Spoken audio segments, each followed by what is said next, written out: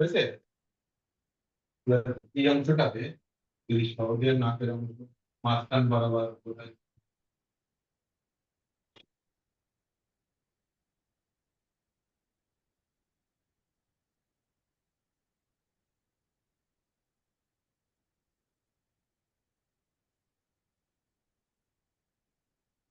মাঝখান এই লাইনটা যদি না থাকতো সেক্ষেত্রে না তো যে কোনো হয় বা পাশে বা ডান পাশে চলে যাওয়ার একটা সম্ভাবনা ছিল, কিন্তু এই লাইনটা থাকার কারণে এটা হয়।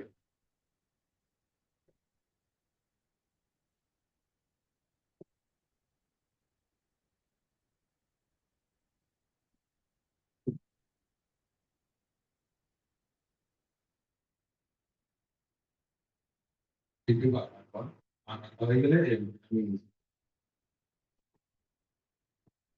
তাহলে আমার নাকটা ঠিকঠাক মতো জায়গায় মানে স্থাপন করা হলো। এবার নাক আঁকা হয়েছে, দুটোই দুটোই এঁকে ফেলেছে। এবার এই যে লাইন এখান থেকে একটা আঁকছেন, ঠিক আছে একটা আঁকেন। তো এই অংশ দিয়ে একটু গ্যাপ দিন, কি বলে কি আঁকছি বলেন তো, এটা কি মনে হচ্ছে একটা মূল অংশ দিয়ে, মানে এই যে দাগটা শুয়ে থাকবে, ঠিক আছে। ঠিক আছে, আমরা একটু দিয়ে উপরের অংশে থাকবে, উপরের অংশ আঁকার পর এইটা দেওয়ার পরে এই অংশটি ঠিক হবে। তাহলে এই যে লাইনটা যখন টানা থাকবে ভিউটা কিন্তু উপর নিচ হওয়ার সম্ভাবনা কম থাকবে। এক মিনিট লেভেলে থাকবে, যে ভিউটা একটু নাকের কাছে একটু বড় হয়, এগুলো একটু ঘুরে যায়, একটু শুরু হতে হতে এইভাবে মিশিয়ে যাবে। এটা ঠিক একইভাবে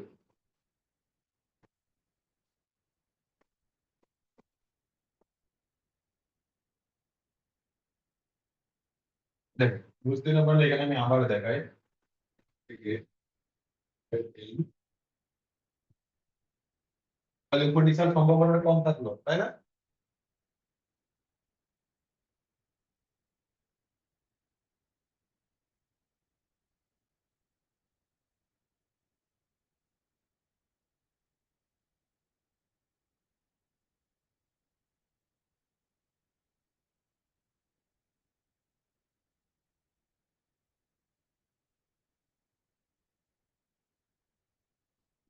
এবার চোখ আঁকার নিয়ম কি, অনেক সময় আমরা চোখ আঁকতে গেলে দুই চোখ কাছাকাছি হয়ে যায় আবার দূরে সরে যায়। আমরা এমন ভাবে আঁকবো একটা চোখের পরিমাপ যতটা, মাঝখানে ততটুকু গ্যাপ রাখতে হবে, রেখে এই একই মাপে দুইটা চোখ আঁকবো, ঠিক আছে। মানে পাশাপাশি তিনটা চোখ রাখলে যেমন হয়,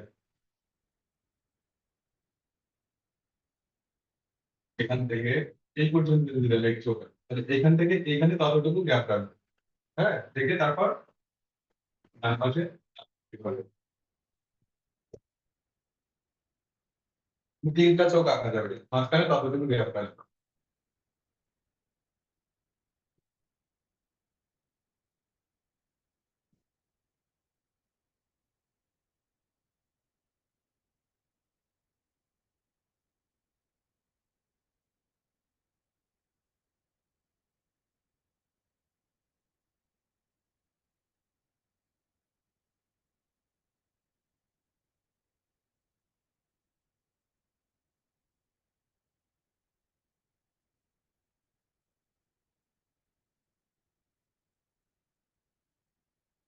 যে সুবিধাটা আমি আরো একবার দিচ্ছি।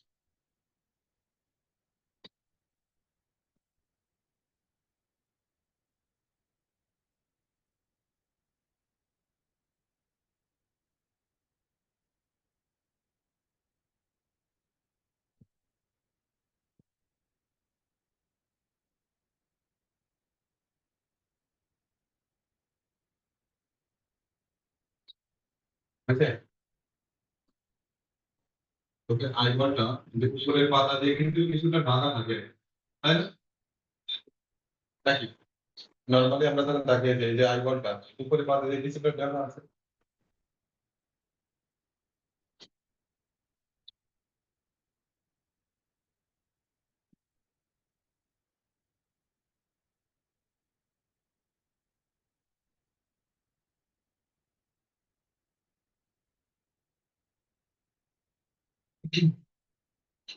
এবার দেখেন এই নাকের নিচে একটা ছোট একটা ফাঁকা রেখে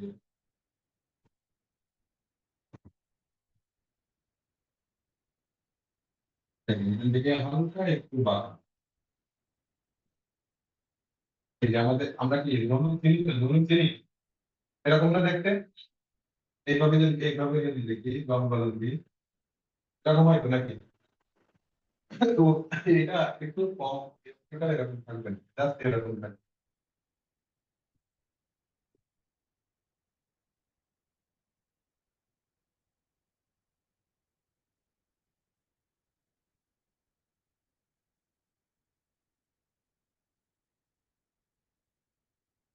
এরপর এখানে একটা ভিড় আঁকবে, ছোট একটা ভিড়ের মধ্যে দিয়ে দিচ্ছি।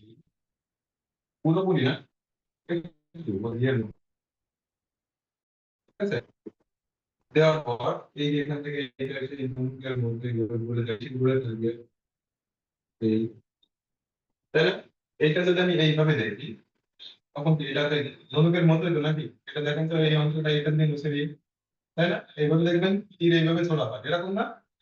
এটা ধনুকের মতো বাঁকা।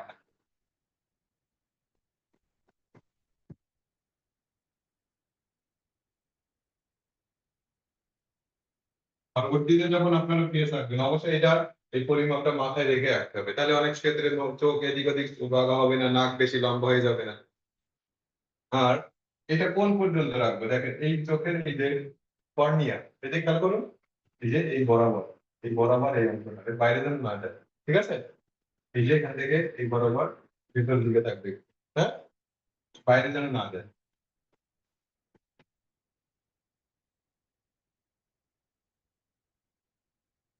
এবার এই লাইনের কাজ শেষ, এগুলো ইউজ করে দিন।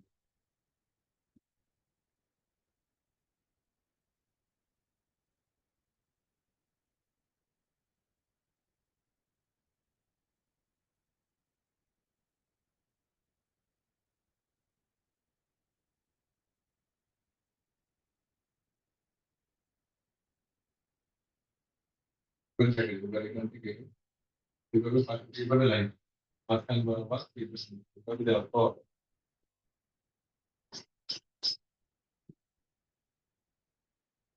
এটা দেওয়ার পর এখান থেকে ঘুরে এদিকে ঘুরে এখান থেকে ঘুরে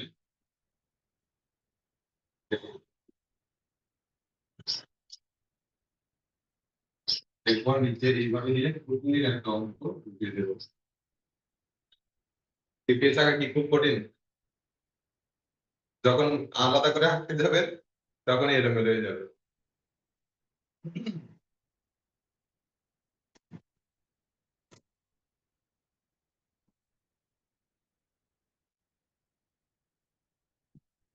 আমরা একটা মানুষের প্রথমে যে মুখের দিকেই তাকাই নাকি, না অন্য কোথাও তাকাই? আপনাকে দেখা হলে ওই যে লোকের দিকে দেখা হলে, হ্যাঁ মুখের দিকে।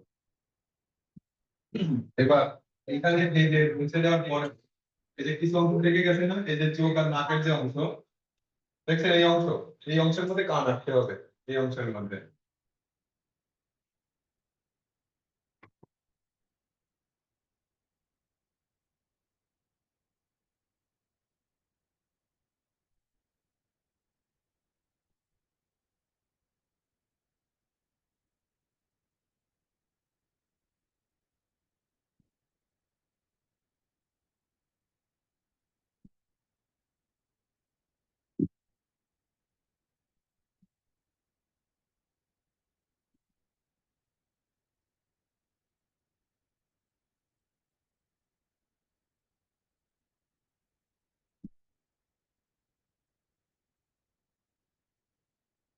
যে যে দুইটা মুখের মুখাকৃতি একই রকম দেখতে হয়েছে না?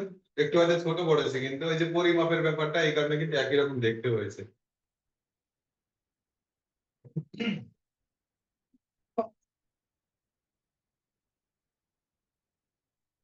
ফলের অংশটা দিব।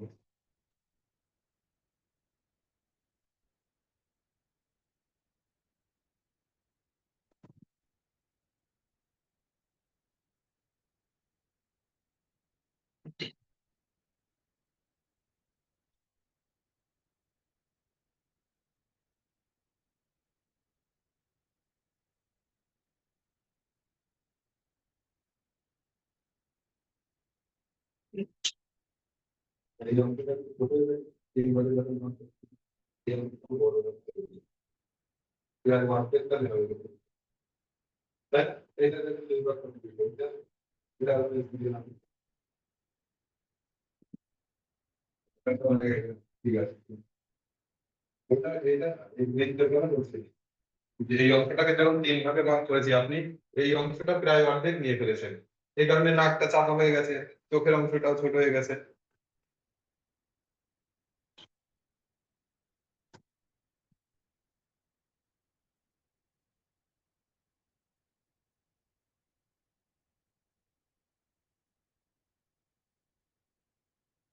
বলতে চুলের অংশ এঁকে দিলাম। এটা তো দেখা যাচ্ছে মাথার খুলির অংশ, কিন্তু চুল থাকার পরে অবশ্যই ফেপে থাকে না। এটা তো এটা কি ন্যাড়া না এটা, কিন্তু চুল জড়ে যখন দেবো তখন অবশ্যই কিন্তু বাড়বে।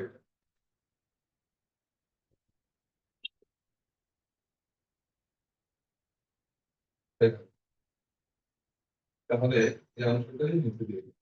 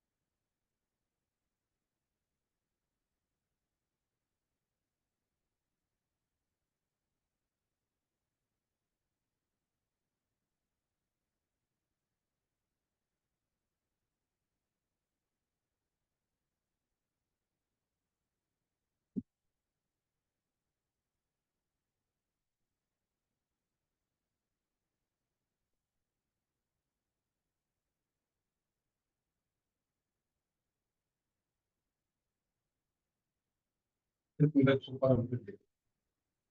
সেটা হচ্ছে এখানে সুপার।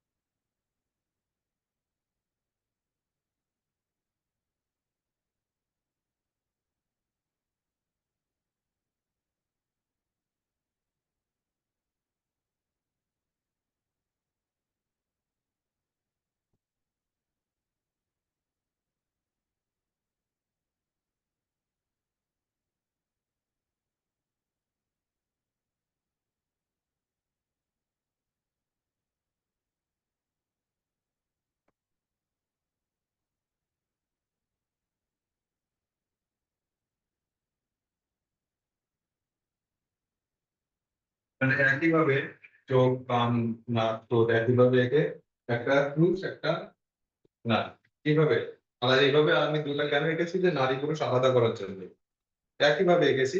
শুধুমাত্র দেখেন চুলের অংশ বা ড্রেস, হালকা ড্রেস, এটা শার্ট দিয়েছি, এটা শাড়ি, হালকা শাড়ি দেওয়া, চুলটা এখানে চুলের কোপা দেওয়া, জাস্ট ফিট করিয়ে দিয়ে এভাবে আলাদা করে দিয়েছি।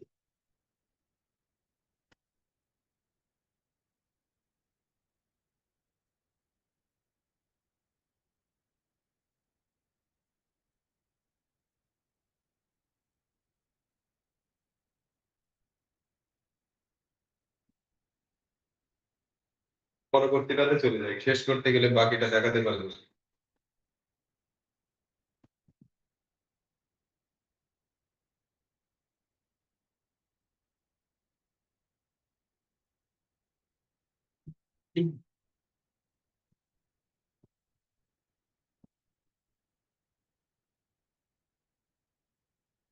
মুখমণ্ডল বলবে, এবার হাত পা ওইটা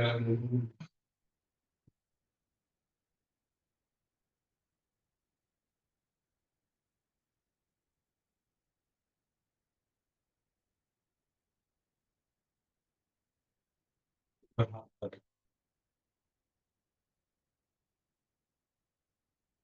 এবার আমরা যে দৃশ্যগুলো এঁকে থাকি বা যে ফিগার গুলো এঁকে থাকি সেগুলো ভাব এটাকে প্রথম বাম হাত এগিয়ে দেখে, দেখা যাচ্ছে কলসি ধরে আছে, এভাবে কলসি ধরে আছে, তখন হাতটা কেমন দেখতে হবে?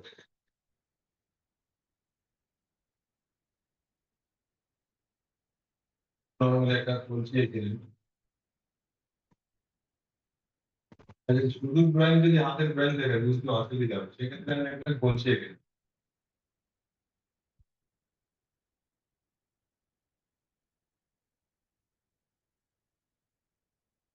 নরমালি এমনটা হয় করছি, তাই তো? এখন তাহলে হাত দিয়ে যখন ধরে থাকবে তখন দেখে দিলে কনসেপ্ট চেঞ্জ আসবে, যেখান থেকে এগিয়ে আসলো এইভাবে হাত এসে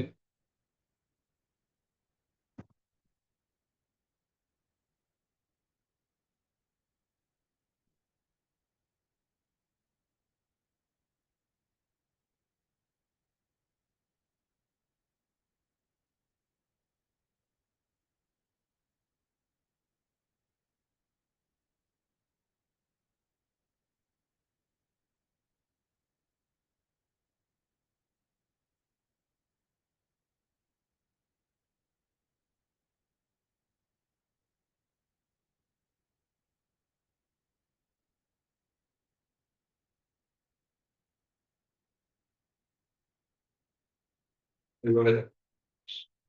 তো শুধু কলসি না এঁকে যদি এইভাবে আঁকতাম বুঝতে অসুবিধা হতো, এই কাজে কলসিটার সঙ্গে এঁকে দিয়েছি।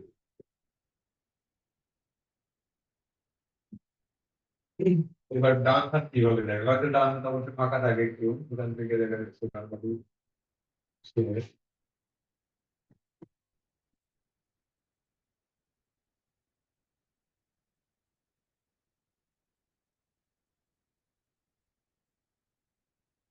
আমাদের মূলত এই অংশটার উপর গুরুত্ব দিতে হবে, ছোট ছোট অংশ আমাদের এখানে ভুল হয়ে যায়, এগুলোর পার ঠিকঠাক না, কিন্তু এই অংশে এসে আমরা আটকে যাই, বারবার এখানে আটকে যাই।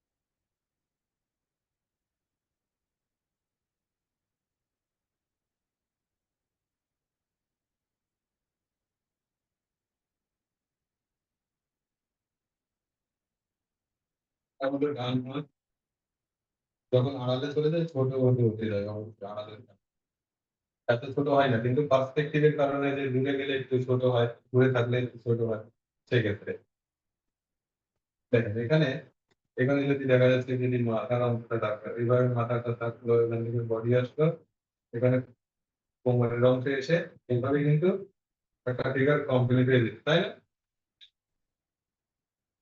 কিন্তু শুধু ওই অংশটা দেখালে বুঝতে অসুবিধা, এই জন্য আনুষঙ্গিক কলসিটা গেছে, এগুলো আঁকার দরকার নেই, শুধুমাত্র এই অংশটা শিখুন। কারণ আমাদের আজকের বিষয়বস্তু হচ্ছে অঙ্গ প্রত্যঙ্গ, পুরোটা মানে ছোট ছোট অংশে দেখুন, পুরোটা শিখবো না। এভাবে এই অংশগুলোর উপর গুরুত্ব দিতে হবে বেশি আমাদের, কিন্তু এইটুকু আঁকলে আঁকতে পারতে পারবে,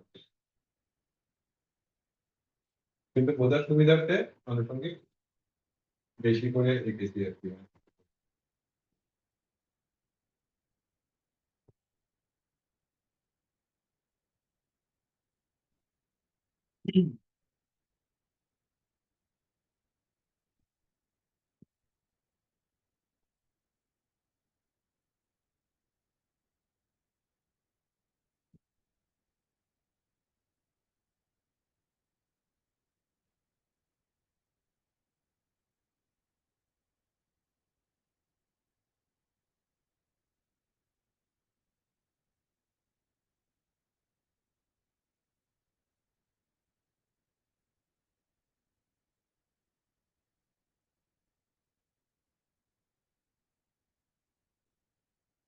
হয়েছে, কমপ্লিট হয়েছে।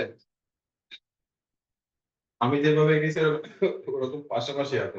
আর দুটো হাতই যেমন যেন কাছাকাছি হয়, ছোট বড় কম হয় যেন একই রকম হয়। কারণ আমাদের দুইটা হাত দুটো হাত হয়তো ছোট বড় হতে পারে, কিন্তু একই রকম হয় কিন্তু দেখতে নর্মালি। ছোট বড় না হয়ে যায় সেটা খেয়াল রাখতে হবে।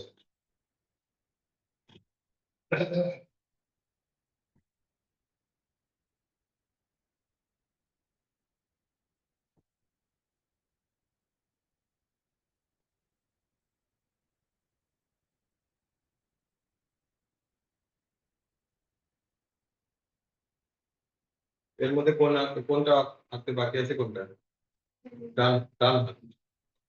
শুধুমাত্র যদি এই অংশটুকু আঁকি আমি, এইভাবে চুরির অংশ বুঝিয়েছি এই অংশটি।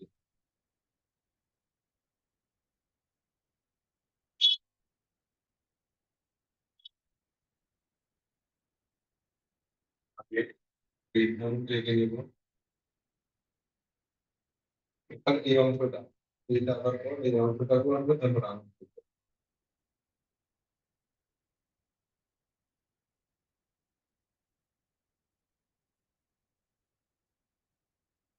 আপনাকে যখন যখন ছোট হবে থাকবে।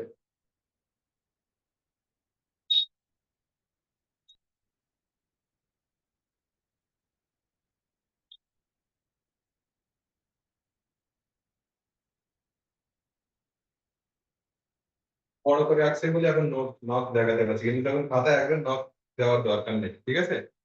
শুধুমাত্র আঙুলগুলো থাকলেই হবে।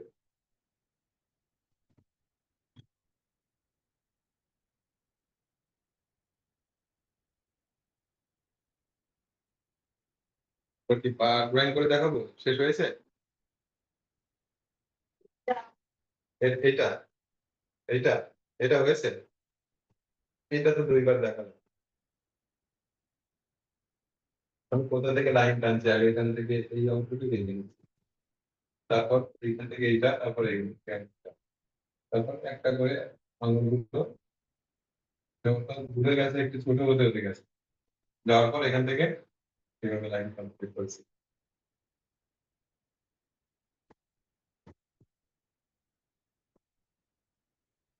এই ছোট ছোট অংশ যদি না শিখতে পারেন, যখন আমি টোটাল একটা ফিগার আঁকবো তখন কিন্তু আরো বিপদ হয়ে যাবে। যেমন আমরা ছোটবেলায় আগে বর্ণগুলো শিখে নিয়েছি, তারপর শব্দ, তারপর বাক্য, তাই না? নাকি আগে বাক্য পড়েছি আমরা? আগে অবশ্যই বর্ণ শিখেছি, তারপর সে বর্ণ দিয়ে শব্দ তৈরি করতে শিখেছি, তারপর শব্দ দিয়ে বাক্য। তো এখানে ওরকম ছোট ছোট অংশগুলো আমাদের আগে শিখে নিতে হবে। যেমন মুখমণ্ডল আঁকতে গেলে আগে চোখ, নাক, ঠোঁট এগুলো আলাদা আলাদা করে শিখতে হবে, তারপর সবগুলো মিলায়ে একটা ফেস। এরকম এখানে ওরকম যে হাত, পা এগুলো আগে শিখে নেবে, মুখমণ্ডল এগুলো টোটালটা শিখে তারপর একটা পূর্ণাঙ্গ ফিগার আঁকা শিখবে।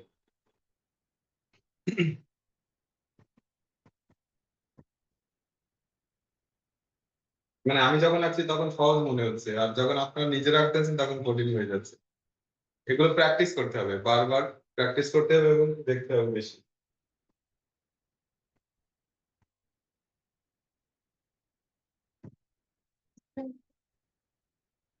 হয়েছে, মানে প্রথমবার হিসাবে, মানে প্রথমবার না, হয়তো আরো দু একবার রেখেছেন, মানে কয়েকবার আঁকার মধ্যে ভালো হয়েছে। এই জন্য তো বলছি যে আপনারা বেশি করে প্র্যাকটিস করবেন, পারলে বোর্ডে প্র্যাকটিস করবেন। কারণ বোর্ডে যে ভালো আঁকবে সে খাতাতে আরো ভালো করবে, তাই না? কি মনে হয়?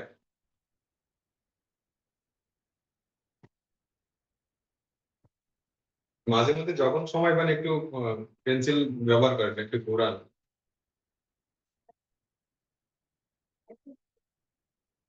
দেখবো ক্লাস শেষ করি তারপর। ওটা কি মাছ এঁকেছে? কাশকেল মাছ, ইলিশ, চিংড়ি। ভালো হয়েছে। আঁকেন তো সেটা ফটো তুলে একটু গ্রুপে শেয়ার করতে পারেন যে আমি এঁকেছি, নিজে প্র্যাকটিস করতেছেন, আপনাকে দেখে তো অনেকে অনুপ্রাণিত হবে। ভালো হয়েছে। ঠিক আছে, এরপর পাটা শেষ করি, তারপর ক্লাস শেষ হইলে তারপর আপনাদের ড্রয়িং দেখবো আমি।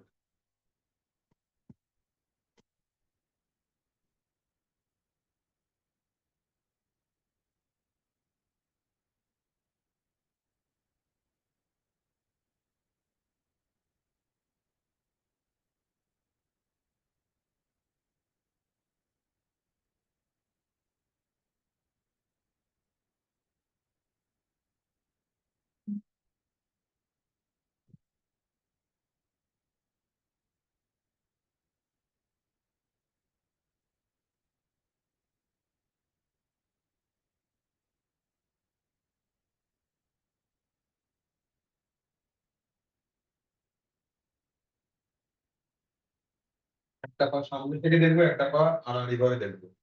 ঠিক আছে, দুইটা মুভমেন্ট থাকবে।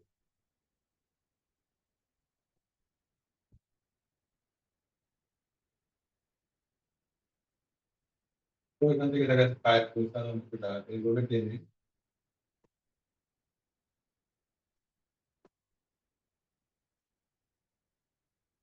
এরকম একটা ফর্ম করে নিতে হবে, তাহলে সহজ হবে। এখান থেকে যদি পাটা ঘুরিয়ে রাখি, আমাদের দুটা পায়ের যদি পাশাপাশি রাখায়, গোড়ালি তো একই বরাবর থাকে নাকি? তাহলে এই পায়ের গোড়ালি তো এখান থেকে এর সামনে আসবে না, এর উপরেই থাকবে না গোড়ালিটা? তাহলে ওই বরাবর এখান থেকে যদি পাটা ঘুরেও থাকে, তাহলে এই গোড়ালিটা ওই বরাবরই থাকবে, সামনে আসবে না, কিন্তু ঘুরে যাবে, কিন্তু গোড়ালি কিন্তু একই দূরত্বে থাকবে। এরকম এর থেকে পা তৈরি করা সম্ভব? কি মনে হয়? একটা পা যদি মানে আমরা আড়াআড়ি ভাবে দেখি, তখন এরকম, যদি সামনাসামনি দেখি এরকম ফর্মে থাকে। এবার এই অংশটাকে আগে, এই অংশটাই কিন্তু আগে ঠিকঠাক করে এঁকে নিতে হবে। ফর্মটা যদি না হয় ঠিকঠাক মতো, তাহলে এখান থেকে কিন্তু ছোট ছোট অংশ ভাগ করে আঙুলগুলো তৈরি করা কঠিন হয়ে যাবে। যেমন এই যে নকশা যেটা দেখলেন জ্যামিতিক ফর্মে, প্রথমে যদি 6 6 6 ইঞ্চিগুলো যদি পরিমাপ ঠিক না থাকতো, সেক্ষেত্রে প্রতিটা যে কোড এঁকেছি আমরা, ত্রিভুজ এঁকেছি, বৃত্ত এঁকেছি, ছোট বড় হতো কেন? তাহলে ওরকম একই ভাবে এখানে যখন কোনো কিছু আঁকবো, যে ফর্মটা তৈরি করবো, সেটা যদি ঠিকঠাক না হয়, তাহলে ওর ভেতরে যাই করি না কেন সবই এলোমেলো হয়ে যাবে। হয়েছে এরকম? এবার এইটাকে যদি এরকম করে ভাগ করি, তাহলে এটা হলো বৃদ্ধাঙ্গুল, আর পাশে যেগুলো দেখা যাচ্ছে আরো 4টা আঙ্গুল আঁকা যাবে এর মধ্যে, সেরকম একটা জায়গা রেখেছি। এবার এই ফর্মটাকে একটু ভেঙে দিব, এখান থেকে একটু কেটে দিব এইভাবে। এবার এইখানে একটু কোণাটা ভেঙে নিব, আমাদের আঙ্গুলের ডগা যত কোণ আকৃতি হয় সেভাবে ছোট ছোট অংশে দেখে, ছোট ছোট করে আঁকে। এরপর এই অংশটাকে এভাবে যদি লম্ব কেটে নিই,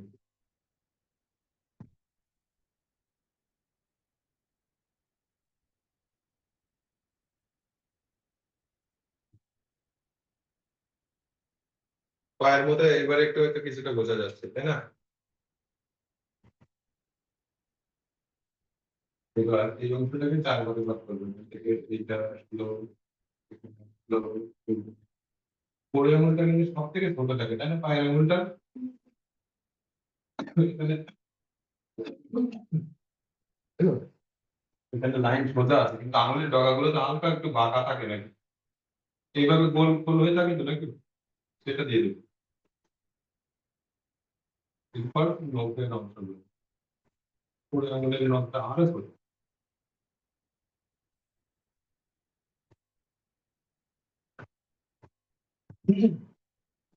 চেঞ্জ করে দিই।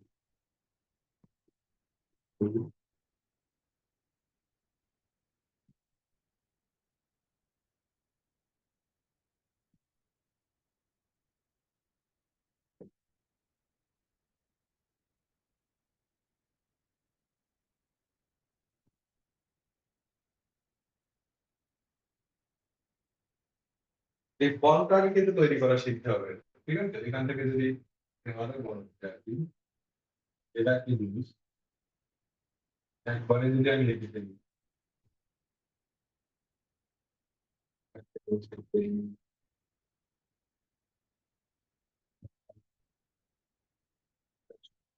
একবারে না আগে যদি ফর্মটা আমি যদি কন্ট্রোল ইয়ে করি আর কি সহজ হবে। আগে ফর্মটা ঠিকঠাক ধরতে শিখতে হবে।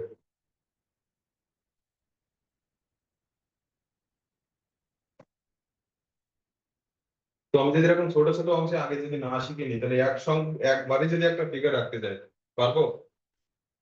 এই ছোট ছোট অংশে তাই আটকে যাচ্ছে কত জায়গায়, তাহলে পুরো একটা ফিগার রাখতে গেলে কত জায়গায় আটকে হবে।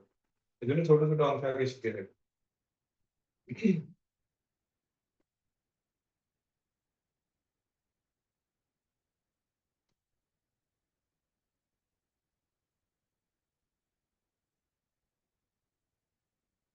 আমি কিন্তু একটু চেঞ্জ করি এইভাবে।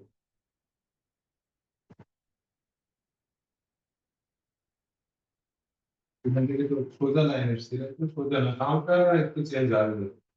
এরকম থাকে তো নাকি ঘোরালিটা?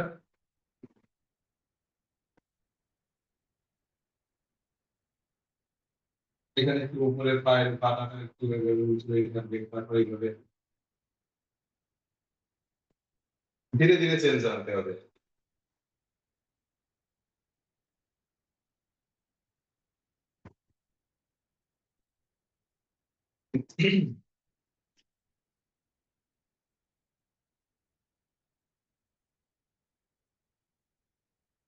মানে পায়ের এইখানটায় কিন্তু আবার একটু নিচু থাকে, তাই না? এইভাবে এরকম এখান থেকে এই এরকম হয় তো নাকি?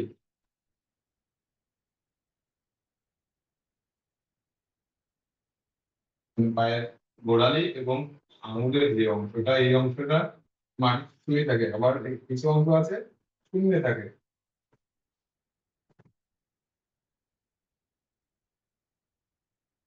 যখন আমরা ভেজা পায়ে খালি পায়ে যদি কোনো কোনো জায়গা দিয়ে হেঁটে যাই, ওই পায়ের ছাপটা পড়লে দেখবেন যে মাঝখানে কিছু জায়গায় পড়ছে না, এই উঁচু থাকার কারণে। তাহলে ওই অংশটা থেকে আস্তে ধীরে ধীরে পায়ের মতো মনে হচ্ছে কিনা, প্রথমে এটা তো জাস্ট একটা ফর্ম ছিল, একটা ত্রিভুজ টাইপের একটু লম্বাটে। এটা অনেকটা ত্রিভুজ, এদিকে ত্রিভুজ আকৃতি ছিল। এ পর্যন্ত হয়েছে। এবার আঙুলের ডগার অংশটা এখান থেকে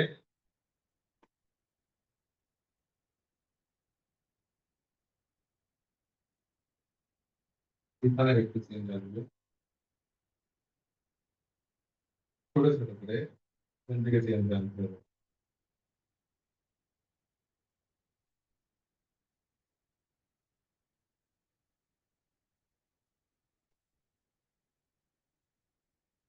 এই যে ধাপে ধাপে চেঞ্জ হচ্ছে, তাহলে সহজ হবে কিনা আঁকার সময়?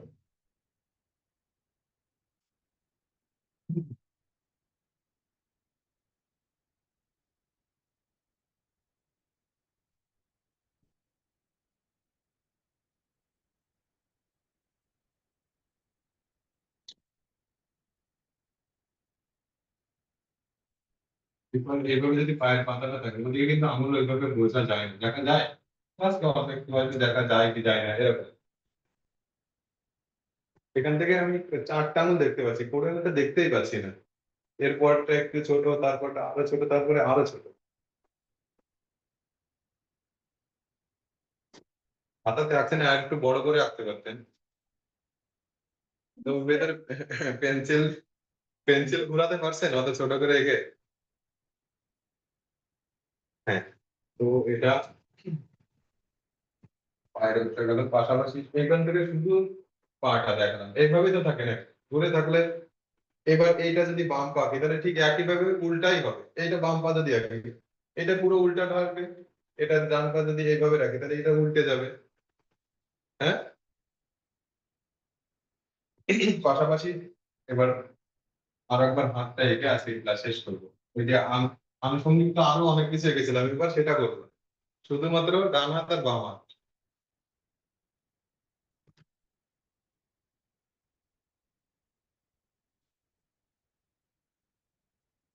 পাশাপাশি লাইন চুড়ি করবো।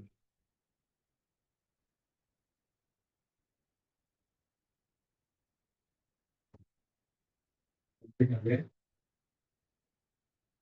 এই ভূমিকা দিলেন।